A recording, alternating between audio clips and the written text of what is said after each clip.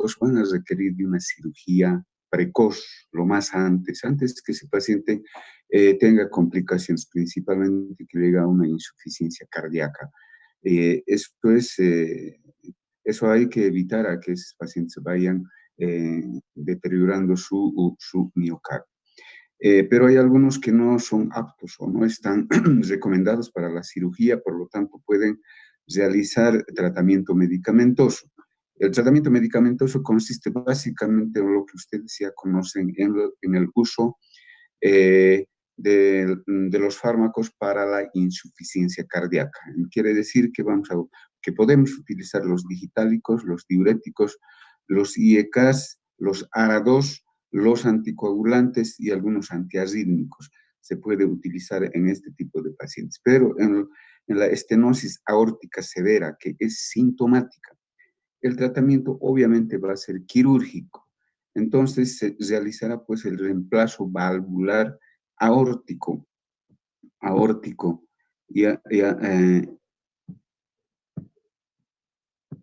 Estamos admitiendo a los alumnos. Bien.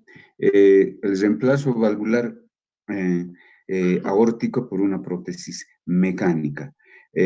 Muchas veces se utilizan, de acuerdo a las circunstancias, una válvula biológica, pero eso lo veremos posteriormente. Bien, entonces, en las estenosis de la válvula aórtica severa, pero que sean asintomáticos, es decir, que no presentan síntomas, el tratamiento debe posponerse, debe diferirse hasta que ese paciente empiece a presentar síntomas. Una vez que presente síntomas, entonces recién pues se evaluará para poder hacer el tratamiento de reemplazo valvular por una prótesis mecánica. Entonces ese es el tratamiento básicamente.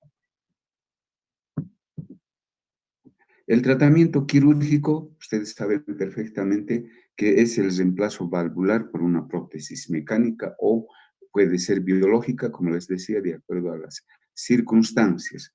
Pero hay otro tipo de tratamiento, por ejemplo, que son las valvuloplastías o las valvulotomías.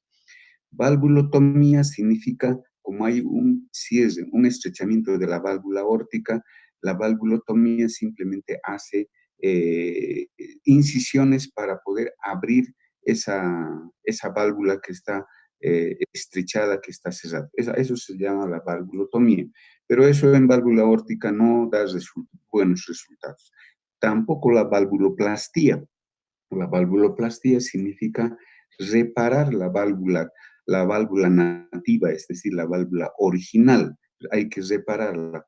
Pero eso tampoco resulta porque el daño en válvula aórtica es bastante importante por la fibrosis, por la calcificación, por la deformidad que va a presentar esa válvula. Por lo tanto, es recomendable siempre que se haga un reemplazo de la válvula aórtica por una prótesis mecánica o en algunas circunstancias una prótesis biológica. Pero actualmente existe el tratamiento de reemplazo valvular percutáneo o a través de cateterismo. ¿En qué consiste eso? En introducir un catéter por la arteria femoral, llevando una válvula aórtica flexible. Entonces, una vez que retiran la válvula dañada, lo van a implantar esa válvula flexible en posición aórtica, solamente por cateterismo y no haciendo la esternotomía, que es lo clásico. Entonces, básicamente ese es el tratamiento. Lo que estamos haciendo actualmente en los temas que estamos presentando es resumir lo más que se pueda. Lo que les recomiendo es que ustedes tienen que profundizar los temas. Bien, entonces hemos terminado con lo que respecta a la válvula de la estenosis valvular aórtica. Bueno, nos referiremos ahora a lo que es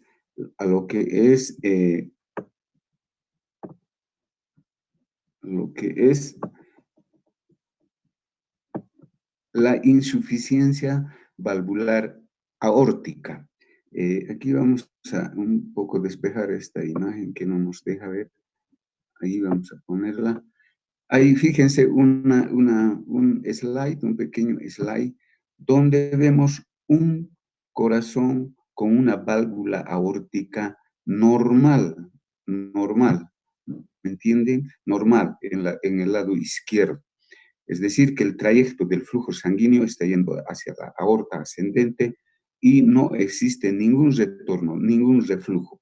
En la imagen del lado derecho, fíjense, hay, hay un reflujo de una parte del volumen sanguíneo, es decir, que esa válvula aórtica está ensanchada, está ampliada en su superficie. Si utilizaríamos el término de está dilatado, esto permite a que haya un reflujo de retorno hacia el ventrículo izquierdo. Imagínense, es una lámina bastante didáctica ahí en el lado derecho. Bien, entonces, ¿en qué consiste la insuficiencia valvular aórtica? Es ese estado digamos, de dilatación que aumenta la superficie del área valvular aórtico. Y eh, eso condiciona a que exista, a que exista un reflujo de sangre, es decir, que retorna una pequeña cantidad de la aorta ascendente hacia el ventrículo izquierdo. Normalmente no debería retornar ni una gota de sangre porque las valvas deben cerrarse herméticamente. Por lo tanto, en este caso, como es una válvula insuficiente, va a haber el retorno. Eso debido a que hay alteración justamente de la válvula por diferentes causas, por diferentes etiologías. Bien, en cuanto se refiere a las causas, a la etiología, vamos a hablar concretamente. Hay dos factores o dos situaciones importantes dentro de la etiología.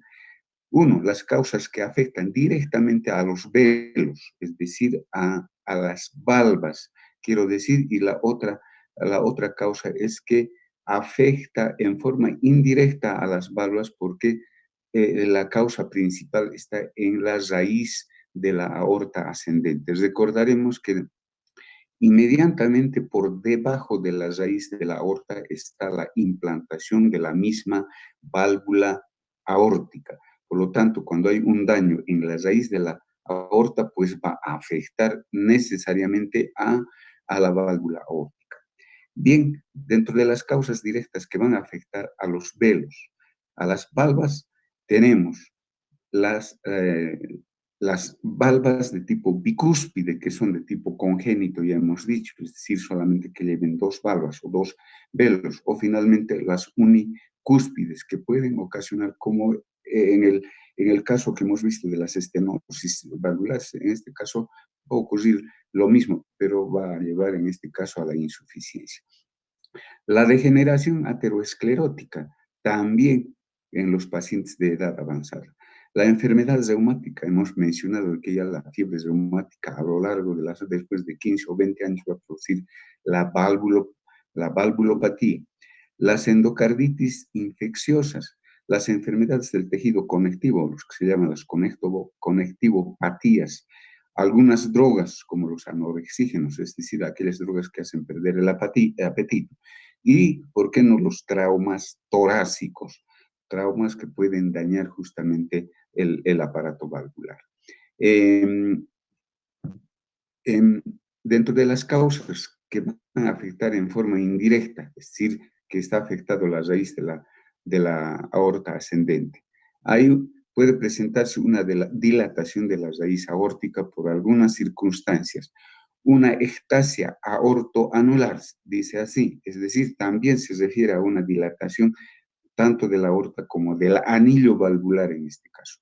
La enfermedad de Marfan es una enfermedad, ustedes saben, ósea de huesos largos y que afecta al corazón y a los grandes vasos. En este caso también va a provocar este tipo de alteración. Hay un síndrome de Danlos, es un síndrome que no tiene mucha importancia.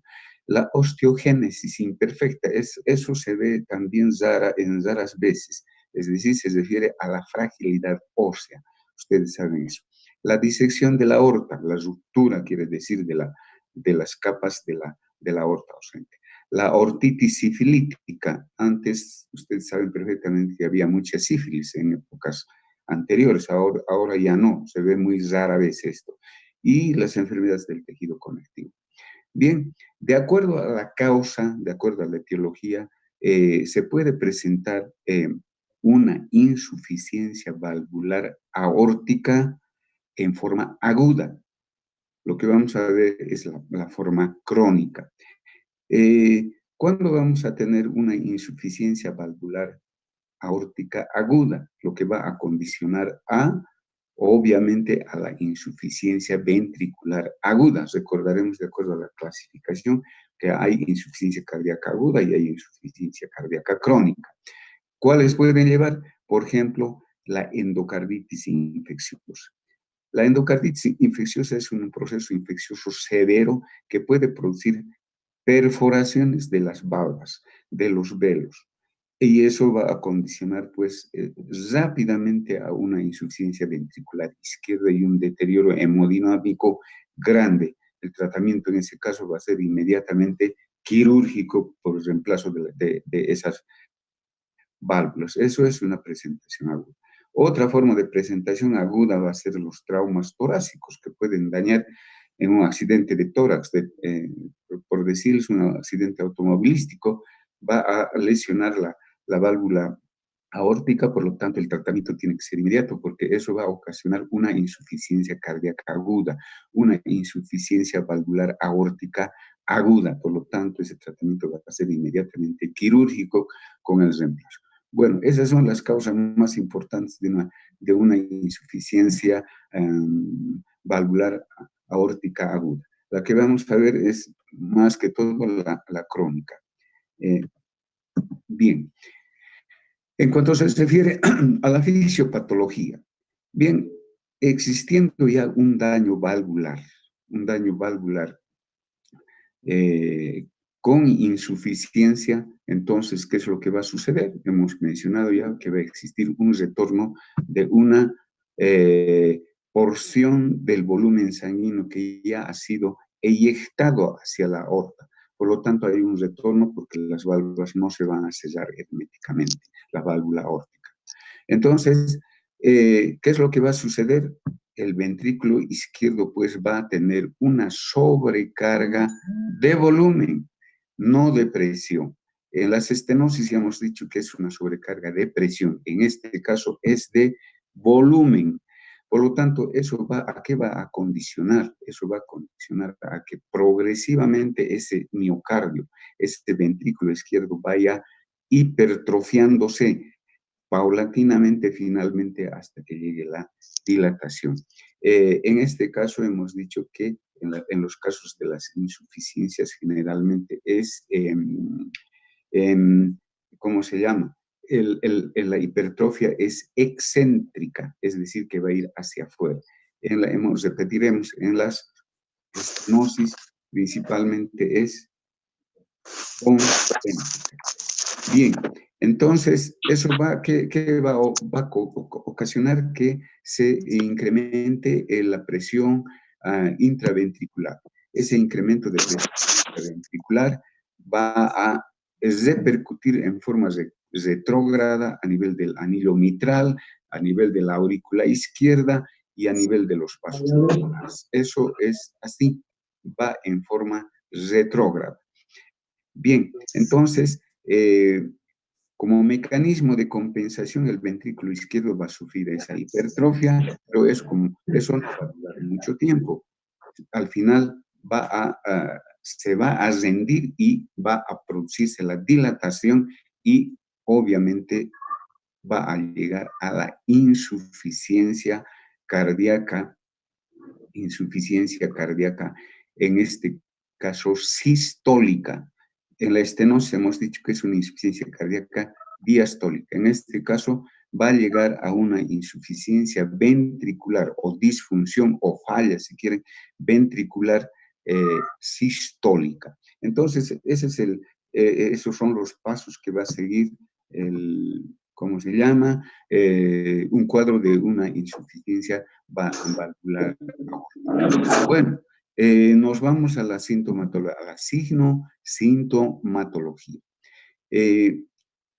Los pacientes con insuficiencia valvular aórtica pueden permanecer muchos años asintomáticos, por lo tanto no presentarán ningún síntoma por varios años hasta que pueda empezar a presentar una falla ventricular izquierda, una disfunción ventricular izquierda.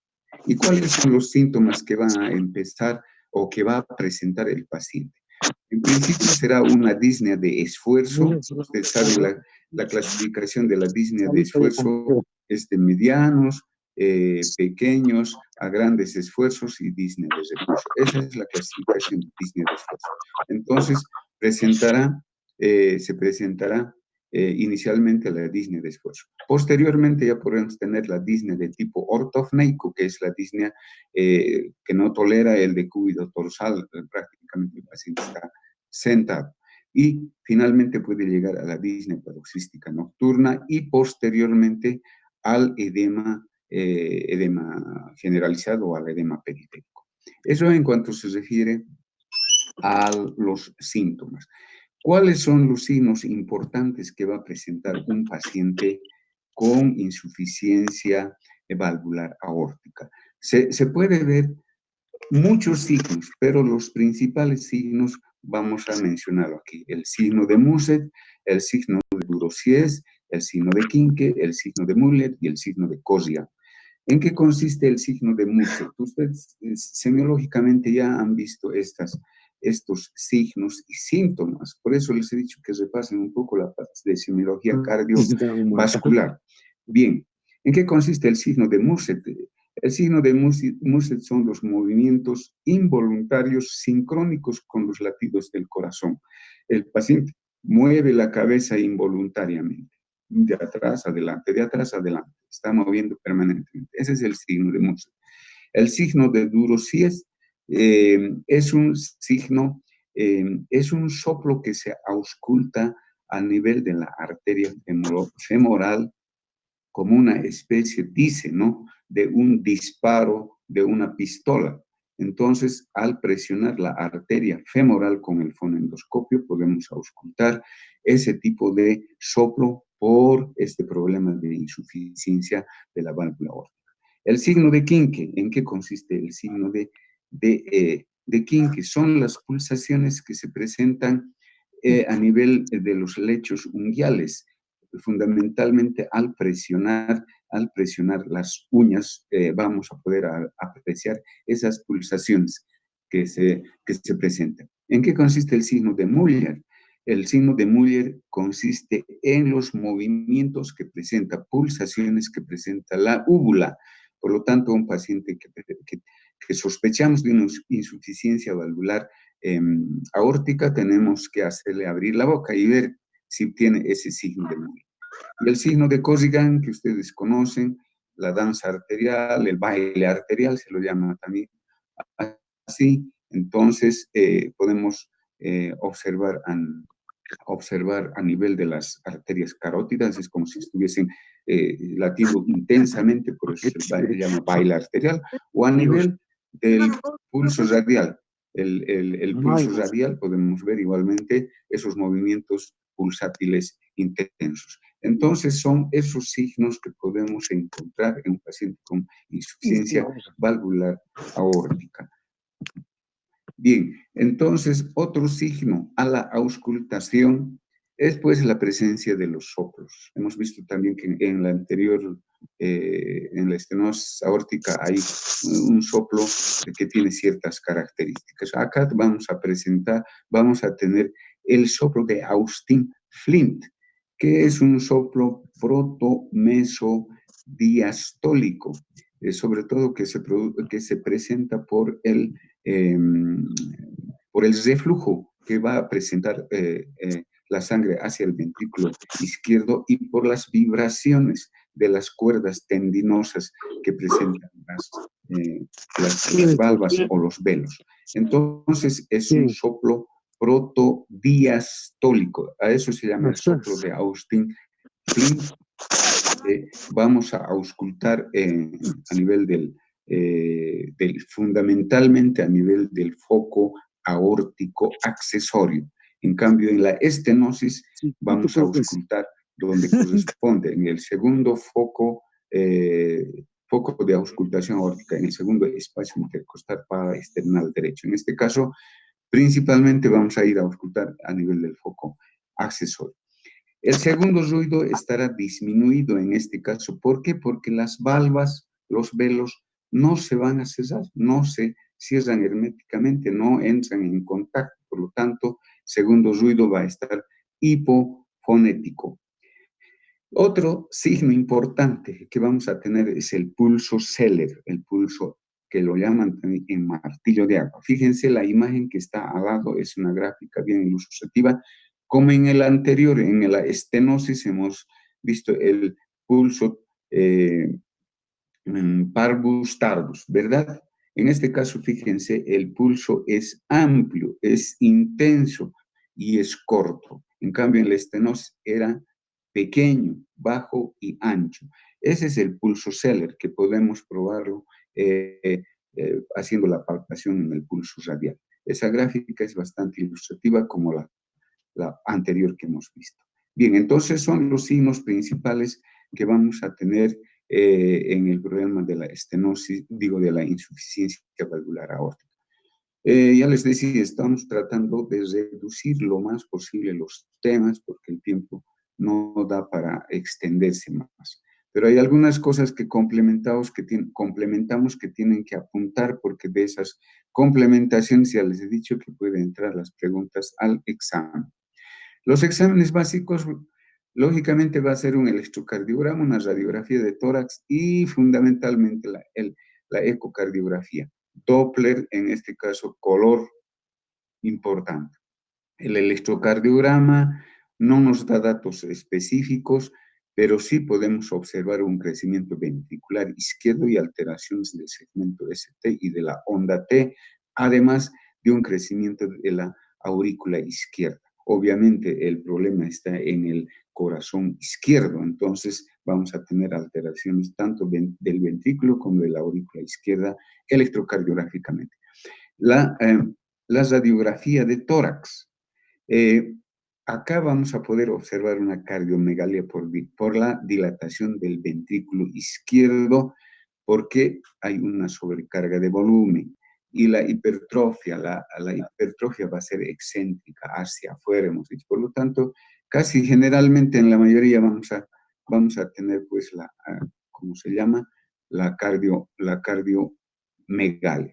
La ecocardiografía Doppler color es el examen más importante porque nos va a dar, pues, las características de la válvula, nos va a dar a conocer el grado de insuficiencia que tiene esa válvula, de las características de los velos, de su engrosamiento, de su fibrosis y además de eso del flujo, o digo del volumen regurgitante que vamos a poder observar. En el lado derecho, en la imagen ecocardiográfica, ahí está viendo un reflujo de ese volumen hacia el ventrículo izquierdo. Por lo tanto, la ecocardiografía nos va a medir los flujos, los volúmenes que son importantes para tomar las conductas, en este caso, ya sea quirúrgica o medicamentos. El tratamiento en muchos pacientes, bueno, no estamos hablando del tratamiento higiénico, dietético. Ustedes saben perfectamente que ya hemos hablado de insuficiencia cardíaca. Quiero decir, dieta hiposódica con poco sal, reposo, evitar los sobreesfuerzos, etcétera, etcétera, ¿verdad? Aquí estamos yendo directamente al tratamiento que corresponde. Eso ya lo vamos a dar por entendido. El tratamiento médico básico va a consistir en vasodilatadores. ¿Por qué vasodilatadores? Porque al dilatar la arteria aórtica y el resto del sistema vascular, vamos a facilitar de que el ventrículo izquierdo al producir la sístole ventricular obviamente va a eyectar un volumen de sangre hacia la circulación general. Como hay vasodilatación, entonces no vamos a facilitar a que no haya mucha regurgitación, mucho retorno sanguíneo hacia el ventrículo izquierdo. Entonces, básicamente consiste en eso, vasodilatar para que haya un menor reflujo, un menor retorno al ventrículo izquierdo. Perdón. Bien, entonces el tratamiento básico va a ser eso para tratar sobre todo a los pacientes que tienen ya una disfunción ventricular izquierda. Bien, entonces,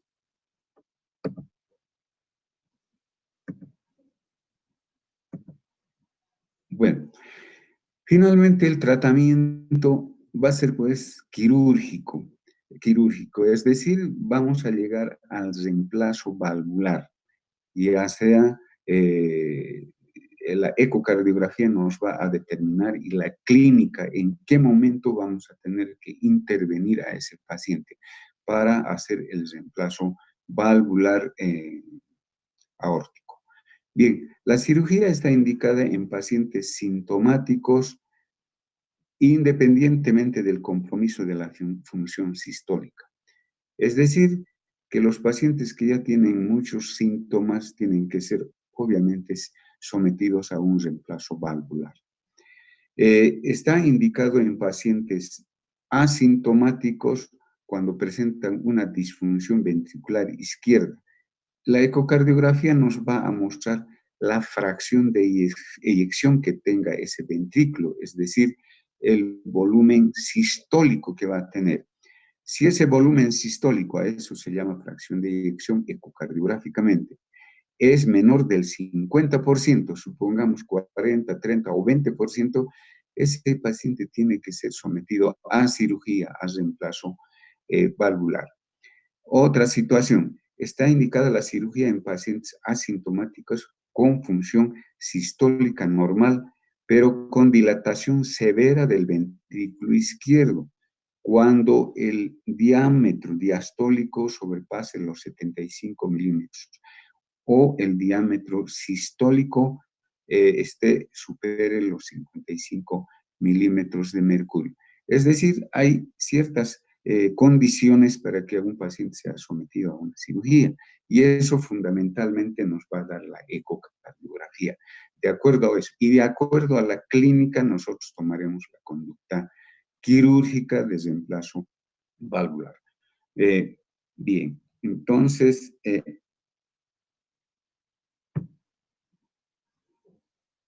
ahí hay una imagen de lo que están haciendo un procedimiento quirúrgico. Ahí están implantando una prótesis valvular mecánica. Eso obviamente se hace con una circulación extracorpórea. En este caso, obviamente hay que hacer una esternotomía, abrir prácticamente el tórax y paralizar el corazón y someterla a una circulación extracorpórea para hacer la implantación de una válvula protésica. Grados de la...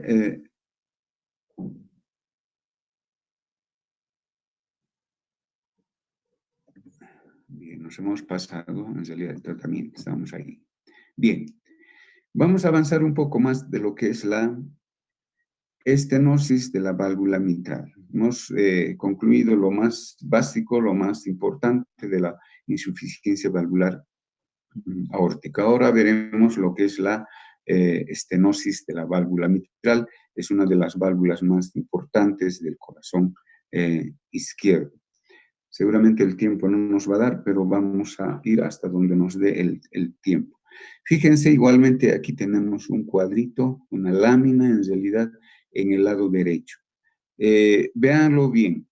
Al lado izquierdo tenemos una válvula mitral normal, donde se puede observar el flujo sanguíneo de aurícula izquierda a ventrículo izquierdo. esa válvula mitral está permitiendo el paso del volumen sanguíneo en forma normal. Y fíjense el tamaño de la aurícula izquierda. En cambio, en el lado derecho, fíjense, esa aurícula izquierda está bastante agrandada.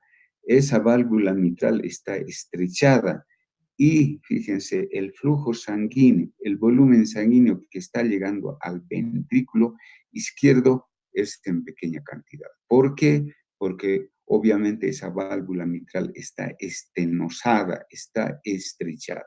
Es una imagen, es una lámina bastante ilustrativa que uno puede ya imaginarse lo que sucede cuando se presenta una estenosis de la válvula mitral.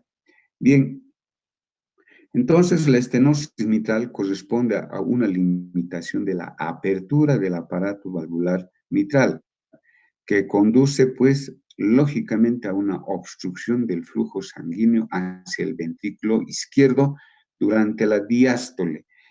El llenado ventricular, saben ustedes perfectamente que se produce durante la diástole. En esa gráfica, en esa laminita, se está viendo perfectamente.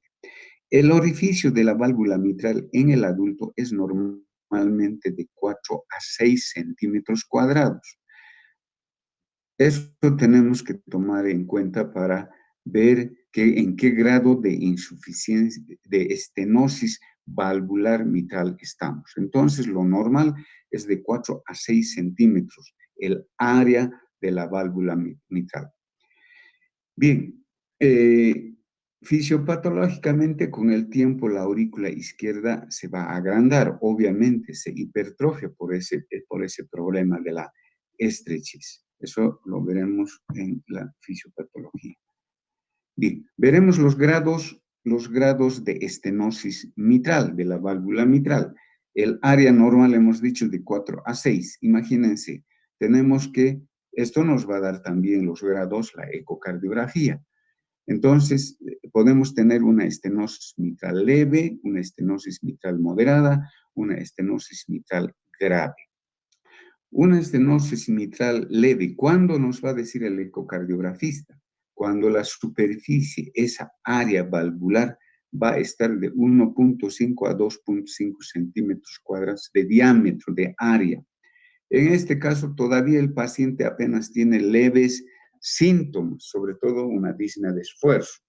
Entonces, cuando el ecocardiografista encuentra esas medidas, dirá estenosis mitral leve.